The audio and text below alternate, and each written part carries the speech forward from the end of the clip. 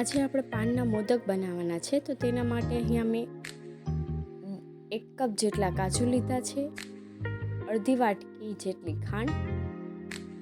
હવે તેને મિક્સરમાં આપણે ક્રશ કરી લઈશું. આ મોદક એકદમ ઝટપટ બની જાય તેવી રીતે છે, તો તેના માટે અહીંયા મેં 1.5 કપ જેટલું ટોપરું લીધું છે. હવે આપણે 6 થી 7 જેટલા નાગરવેલના પાન લીધા છે.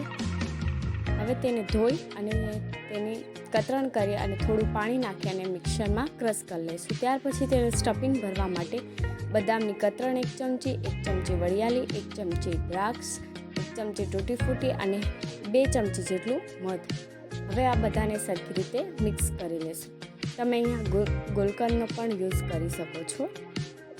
હવે તેમાં આપણે જે નાગરવેલને ક્રશ કરેલું છે તે આપણે નાખી દઈશું અને બધાને સરખી રીતે મિક્સ કરી લઈશું.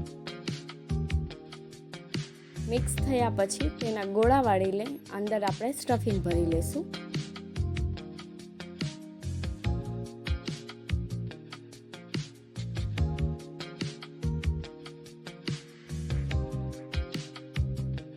સ્ટફિંગ ભરી લીધું છે. હવે તેને આપણે સરખી રીતે ગોળું વાળી લઈ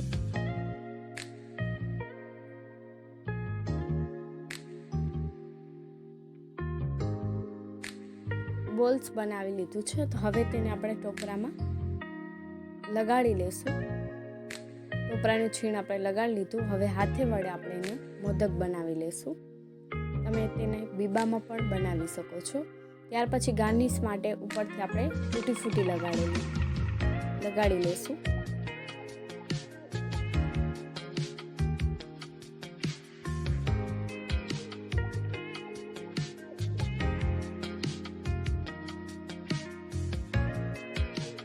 ત્યાર પછી ઉપરથી થોડું ટોપરું લગાવી દઈશું.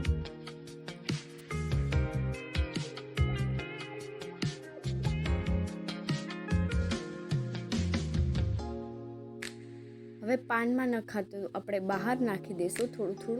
તમે શું કહો તે કોમેન્ટ કરીને જણાવજો. તો તૈયાર છે પાનના મોદક.